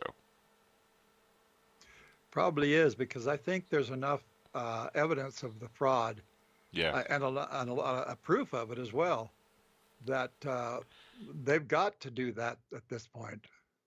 yeah, yeah. It seems pretty obvious, yes. Yeah, I mean, I think that's probably going to be the next step. That might be our Christmas surprise from President Trump. Yeah, well, I certainly hope so. And that's one reason why I stay happy. It's called hope. But it's actually what it is. It's an educated hope. Yeah. Well, one thing I think we all hope for, Mike, is that you're not gone from podcasting because, we loved hearing from you. So let's go back to this whole thing that you left KGRA because I wanted to touch on that. Oh, yeah. So what's going to happen there? I mean, what's happening? Because I know the UK thing is not working out. I've been talking about doing some private conversations with some people, like the the British, like on the old AM networks, where they get Rush Limbaugh and like that. Oh yes, good old Rush Limbaugh. Yeah, I wouldn't want to be his brand of crazy, okay? But what I would really like to do is do some actual realism, and by that I mean, yes, I've had experiences. One of the biggest, and I witnessed the Phoenix Lights, but I know that it was a hoax, okay? And a lot of people go, "Oh no way." Well, I approve, but the believers just won't take it at all. In fact, Yeah. that's what initially got me back into radio here 3 years ago, and then of course with my own show, with the Phoenix Lights, because I found it so amazing that people just refuse to accept the actual documentation. They just refuse, and Yeah. they still do. No, Now that it's even gotten bigger. Now Yeah. down in Scottsdale, they have this big Phoenix Lights parade and Yes. holiday, big time. Well, It's you know what it amazing. is. They're trying to mimic what happened in Roswell. That's what it is, Mike. They're trying to make it a big thing, so it becomes like its own, Yeah. like almost holiday or religious event over in Phoenix. And I mean, there's no evidence that anything happened. Yeah, there's a lot of eyewitnesses, but that could have been anything. Yeah, well, I tell people all the time, I say, like people will say, hey, there are so many witnesses to that it has to be true. And I say, no. 200 years ago, the common person, actually whoever, they believed that the moon was just beyond the clouds and made of Swiss cheese. Yes. Now, are we supposed to believe that today? Mike, No. there's still people that believe the Earth is flat. Yeah, but we're talking about the general consensus, right? We're not talking Yeah. about those few lingering. Of course, there's always going to be those. Hey, I get abducted every week. I'm continually abducted. I am an alien, as a matter of fact. No, I love the ones that are not just abducted every week, but they see spirits. They hang out with ex-presidents who yeah. have been dead for decades. They talk to star people from other galaxies on a nightly basis through telecommunications when they're sleeping, and they have out-of-body experiences. They're reincarnated from like 1901 or from like the 1800s, and they have certain pictures that prove they were from there, or they're time travelers that went back to the Old West. And they have pictures that prove they were from the Old West, but always the faces are blurred out in these images. Andrew Yeah. Basaggio, shout out to you. I had a guy. I co-hosted a show for Michael Deacon. I think you know who he is. Oh yeah, I know Mike. And, well, I don't know him yeah, personally, but I and know of him. Yeah, this was about 2 years ago, right? Yeah. And there was a fellow on there by the name of Ray Zemansky. Okay? Yes, I know about him. Yeah. what did they say? Whatever it is, 70 shades of alien or 50 shades of alien grays or something like that. Yeah, yeah. Anyway, yeah. After I mean, and of course I co-hosted the show, and I was asking most of the questions and stuff, and he thought I was cool. So after the show, he says, I have a picture, I have a photo. He says, I want you to add it, because I told him I had these abilities, and I do. I do just about anything on a computer, really, real things, okay? And I have done those I've things. seen Anyway, it. this It's one, amazing. I've seen it. Some of the work you. I mean, I was like, "That's a picture," and you're like, "No, I drew that shit." I'm like, "That's a picture," and you're like, "No, I drew that." Yeah. Anyway, Ray Zemansky sent me this photo of an old fort, an old Civil War fort, way back east there somewhere, and it had glass in it. It had glass windows, And he says, in one image, one window there, okay, the one way over on the left, there's an image of like General Lee. He says it looks just like him. I said, okay, well, I'll check it out. I'll see what I can do. Anyway, he didn't know what I would really do. He thought I was going to just say, oh yeah, it's great, but I didn't. What I did is ran it through this program that would clean those windows, okay? And it really does. It's a special program that I designed, actually. At least I enhanced it. I made it better than it was. And what I got done, I sent him the pictures, and it floored him, because all it actually showed, once the windows were cleaned, where they would actually reflect normally what was actually there, all it was bushes and trees, reflecting off and one of the plants was, because I did two different windows. One of these windows had a plant like an early development of a sunflower plant, that hadn't headed out yet. Those great big leaves and stuff, a big stalk. And that became extremely clear in that photo. And he just had a fit, literally. In fact, he wouldn't even talk to me after that. And he says, don't, whatever you do, you don't ever say anything to anybody about this. I said, well, I'm going to tell whatever I want. He says, well, that photograph is copyrighted. I says, fine, I won't show the actual, but I will talk about it, just like I am right now. So, Ray, if you're out there, I am talking about it. And this is going to be that on. Photo wasn't anything like what he said it was. And you heard it from the man's mouth himself, Mike Eston Rogers. Yeah. Uh-huh. So I'm a realist. The realist. I do say, what happened to us in 1975 was absolutely real. As far as I can tell, it could have been government. Government could have done it, but it would have to be like technology that nobody's ever seen before, Well, I mean, if we believe that the government has back-engineered aircraft, so they've been hoking around with UFO technology, it could be a chance. It could be like a government and alien partnership, which, I mean, we've heard about that also, where they're kind of like working together. Yeah, and Travis did not see so sure human about that looking. either. Yeah. He saw human looking beings. So, I mean, that's a little sketchy in itself. And it would make sense that Travis said they didn't speak to him. They just kind of like walked him off into sleep. Basically, they walked him away from the room. That would make sense. If you don't want him to know, who you are, don't talk. Just Right. And I mean, that's the thing you want is to see That's it. what makes that's what makes his abduction so incredibly real. Yes. Real is because, like Georgia Dempsey, he was one of the first people that talked Yes. about being abducted. Yep. Way back, Ooh, and he was one of the first people that we met and all that. Well, Georgia Dempsey, of course, said that the backside of the moon was green and lush with flowing streams of water and all this stuff, And, well, what happened not very long after that, we went to the moon, we found out what was there, and what did it tell us? The backside of the moon is just as desolate as the front side. It's a bunch of rocks, Georgia Adamski. Yep. And that brings up another issue. Who do you trust? The moon bases, right? Well, no, I've seen some stuff. Let me tell you, Mike, where I question NASA because I know The NASA is notorious for airbrushing images and doing all kinds of things, and they've been on record saying that a lot of the images of the Earth and the Moon go through their Photoshop. That is kind of hokey to me. I want to see with the technology we have today. Let me tell you something. Why are they doing I that? know one of the people who did the airbrushing. Okay, I know him personally, and he was in Flagstaff. Okay, he worked there. Was it And he for worked JPL? for them. What's that? Did he work for JPL?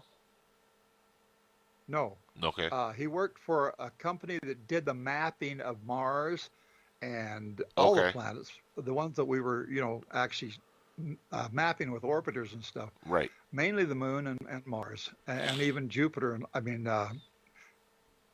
Jupiter and Mercury. Venus. Venus. Venus. Yeah. And they airbrushed him up there, and he did that. Okay, and he did some of those photos for NASA and stuff like that. And they do that because those original photos, some of them were so blurry and so unviewable, okay, that they had to do it in order to clean it up and even make sense of some things to themselves, okay? They weren't trying this, and he told me way back when, we're not trying to change anything. We're just trying to make it look more usable so we can make more of it, okay? Some of that stuff was blurry, some of it was time exposed.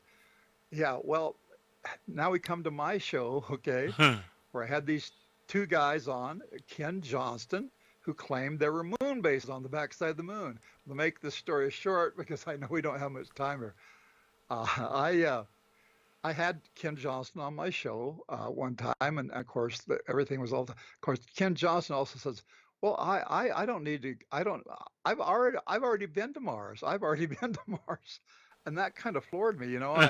I didn't know what to say right then. So, anyway, about 6 weeks later, I started looking at these pictures that they had, and the very best one was the one I zeroed in on. The very best one of a moon base.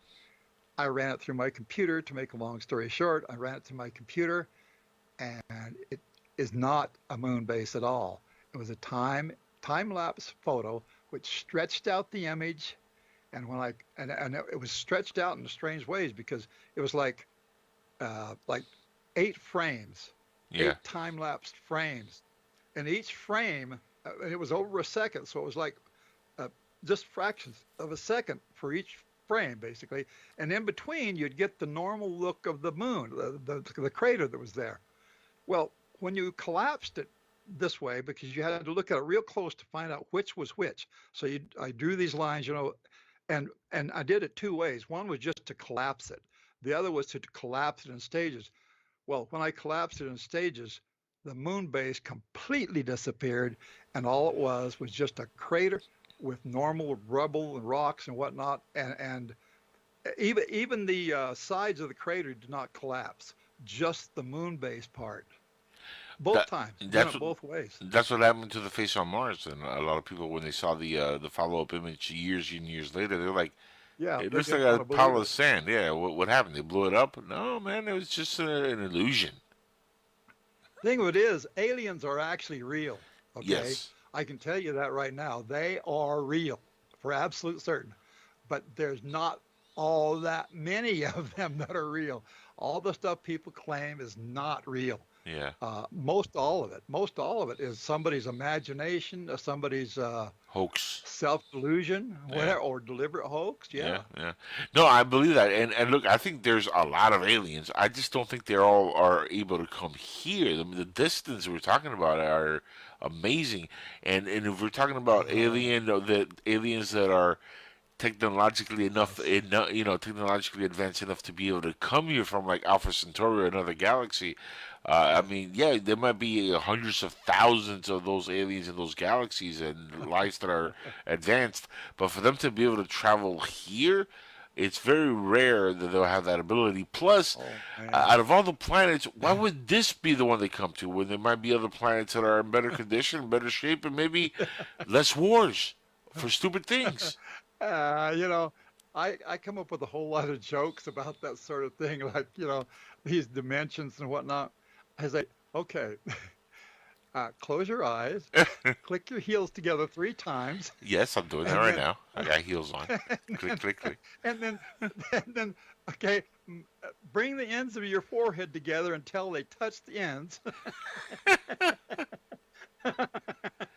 And then you'll jump across space. Okay? Yes, there you go. In an instant. Done. But you got to do it that way. You got to click your heels together 3 times, like Dorothy. Dorothy? Wizard of Oz. Yeah. I think we're not in Kansas anymore. Yeah. No, I don't think we are. I think we're way up in space somewhere. At least most people are. No, that doesn't, and we're not trying to say that the abduction phenomenon isn't 100%, it's not 100% fake either. There are people that have been abducted. There are people that have been taken. Yeah. Travis, I know believe. some of those. I mean, Yeah. I believe in, Look, what you guys went through, and I've said it here, Mike, many times, what you guys went through is one of the few that I believe 100% happened. And not because I know you or I've known Travis or Steve or anything like that, but because of the fact that in the case itself, everything that you guys went through, I mean, you don't go through that kind of scrutiny and all that kind of stuff if it's something that's hokey. And you guys continue to work as loggers, for crying out loud. You weren't trying to milk it or make, billions of dollars off of this thing, like some people, Billy Myers, try to do. Oh, no. Oh, yeah, Billy Myers. As a matter of fact, the only money I really made off of that whole thing was when I went on tour for Paramount to promote the movie. The movie itself only paid me $1,000. I made many, many times that for the promotional tour because they found out I could promote. Travis was telling people that I was a hermit living up in the woods. I lived up in the woods, but I wasn't a hermit by any means. And when they found that out, and then they found out what I really was, they hired me. Travis was already on contract. He wasn't getting that much, but they hired me, and I made use of it. I made a lot of money off that.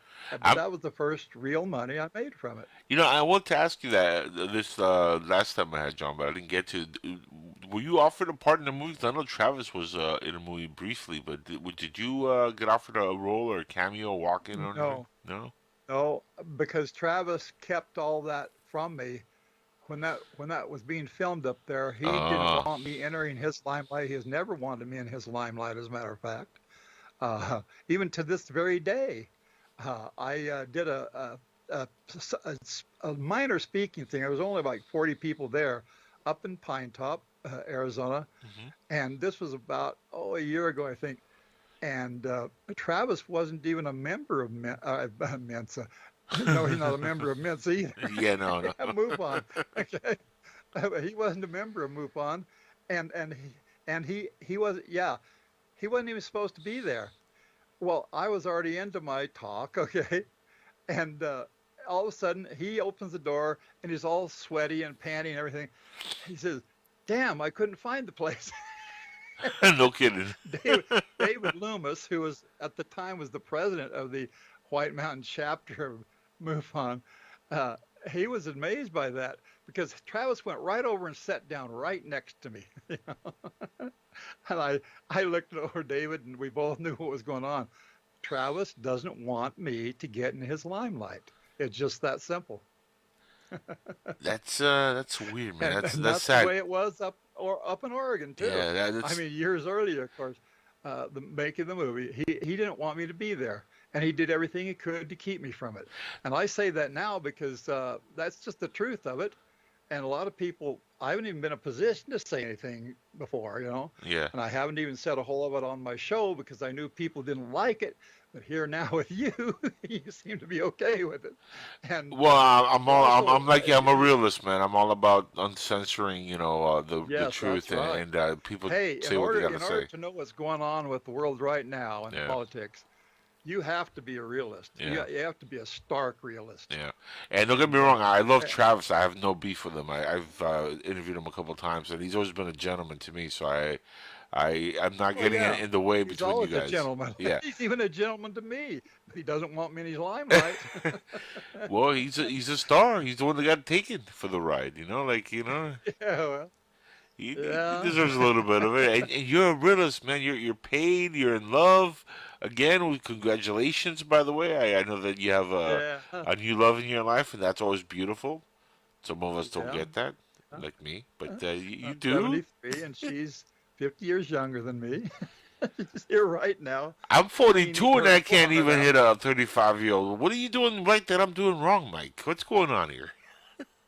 Well, I don't know. Maybe I'm in doubt. I don't know.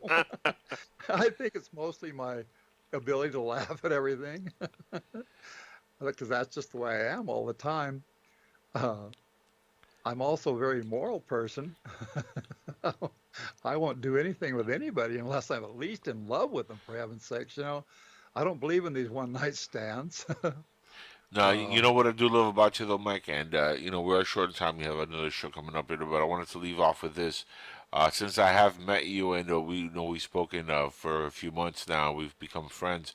You've definitely shown that you are definitely a realist for real, and you're one of the realest persons that I've ever met, and very open about who you are. And we shared conversation off air, and your life. You've told me a lot of things which I never expected to know about you, and I'm amazed that you're just like me. You're an open book. You have nothing to hide, Yeah. so why hide it?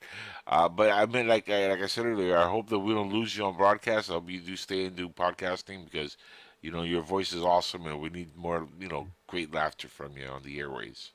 Well, I hope my voice is good. My friend, I have to get When going. I'm not laughing. Tell the audience where they can look you up on Facebook or anywhere else, so they might want to follow you for when you do come back to the Yeah, podcast. well, yeah, my Facebook is just Mike Heston Rogers Facebook. I don't do any other social media yet. Yes. That seems to keep me really busy, but you go there and you can find just about everything I'm doing, almost everything, at least certainly natural illusions, and what's left of my podcasting, or I didn't like to call it podcasting. To me, I guess it was podcasting, but KGRA, Yeah. And I left them for several reasons. One of them was because they were becoming disjointed. And Lee Spiegel sent me a notice here just the other day that they are very disjointed, and they have a new link now. It's changed, and that link won't get you what it's supposed to get you. In other words, basically, people, even to this very moment, I think, are completely in the dark about what shows are. Their what do you call it? Their site is just absurd. It's just completely disjointed, and Lee Spiegel doesn't know what the heck's going on. He says, we're losing listeners. People are going somewhere else. Uh, so Wow. that's basically my thing with them too. And Race Hobbs just wouldn't produce my show. He just wouldn't. He became my producer, and then like out of a month, he was only 5 weeks. Okay, that he was before I quit. And out of that 5 weeks, there was only 2 shows. No, there was 3 didn't even happen. Wow. I sat here, right here, waiting, okay, and he didn't even come on. Nothing happened. So all that put together, and the fact that KGRA is a paranormal station outlet, and I don't really like that anymore. I mean, my whole concept of realism is realism, not somebody's idea of it that means you believe in everything. In fact, I put it that way now. I don't like believe everything people. I don't like believe any damn thing stuff. Because to me that's kind of a simple way to say it. And but people into the paranormal listen to it. Oh, that's what they want. They want just everything. They believe ghosts and time travel and all these other things that are absurd scientifically. Now, sure, there's a lot of things scientifically that don't make sense, but that doesn't mean you got to just go off on a tangent and do anything that you just want to believe in, because that's bias, and bias is stupidity. Amen to that. With that, folks, we got to go. We have another show coming up. Mike, we're going to have you back on soon. Have yourself a safe holiday, my friend. And by all means, stay COVID free and stay smiling. Oh, I do. I do. We'll I don't talk wear a soon. mask, but I do. We'll talk soon, All brother. right. Take care of Very yourself. good. Thank you very much, Angel. Thank you very much. That, folks, is the great Mike Heston Rogers, and it's been a fun hour, a couple hours here on Inside the Jackal's Head. Take care. Stay safe. Stay COVID-free. Peace to everybody.